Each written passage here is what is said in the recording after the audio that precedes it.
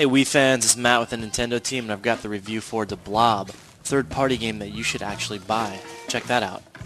This original platformer developed by Blue Tongue is made specifically for Wii. It takes advantage of the hardware both technically and mechanically, and I think it's a whole lot of fun. Now I don't know if you know this, but I'm actually in the Guinness Book of World Records for writing the most stories about Blob. It's around 4 million now. Supposing you missed all that coverage, well, let me give you a quick primer.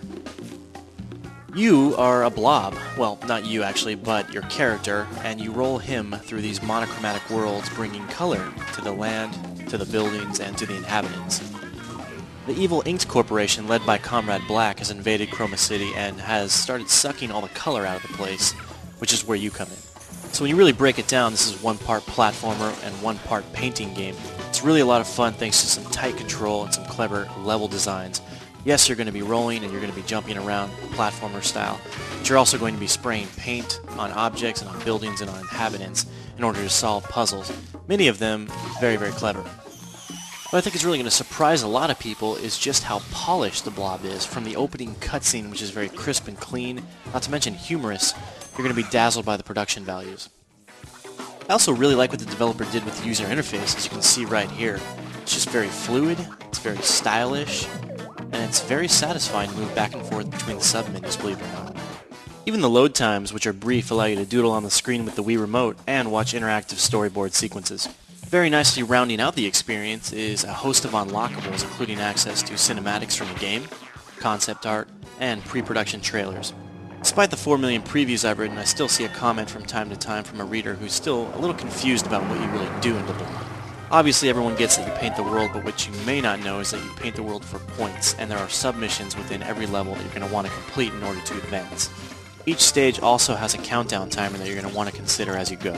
So as you enter a new world, certain areas will be opened, other areas will be locked. You're going to want to earn points to open up those gateways, and you do that by defeating enemies, and by painting buildings, and by linking together combos, and by amassing a whole lot of points. Blob is moved around tightly with the nunchuck's analog stick, and the camera system is controlled automatically for the most part. This gives me pause in other games, but in Blob it works pretty well. I think you're not going to have too many issues.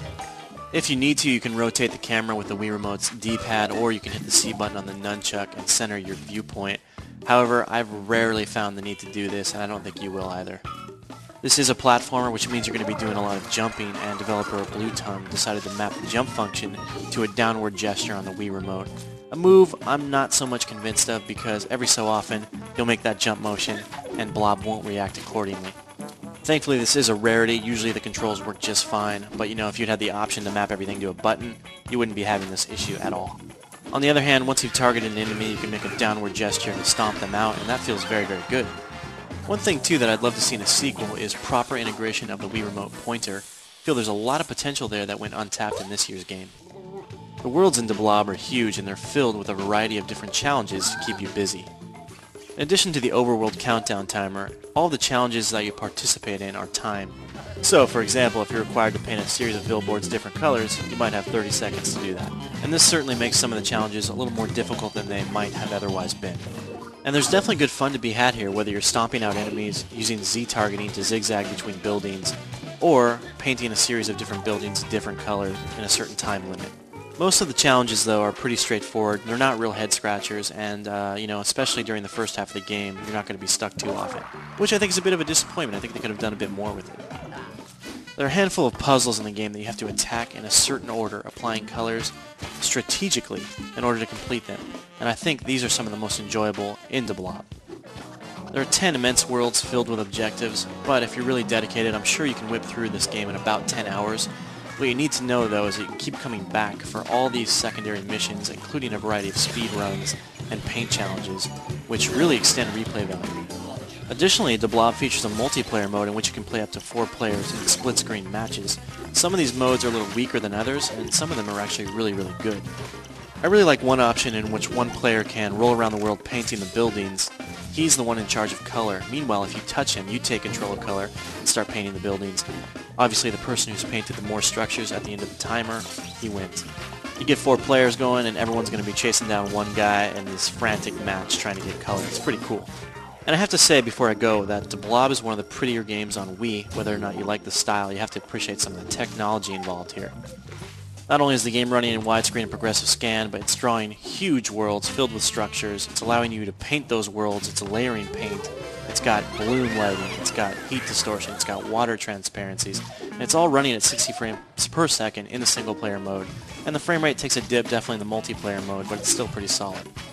And on top of that, what I think is really cool about the Blob is its musical score. You've got a funky, jazzy soundtrack, but even cooler is that as you play the game in real time, you'll be able to layer different instruments depending on what color you're using. So go ahead and take a listen here as I experiment with different instruments or / different colors, and really change the whole dynamic of the musical experience.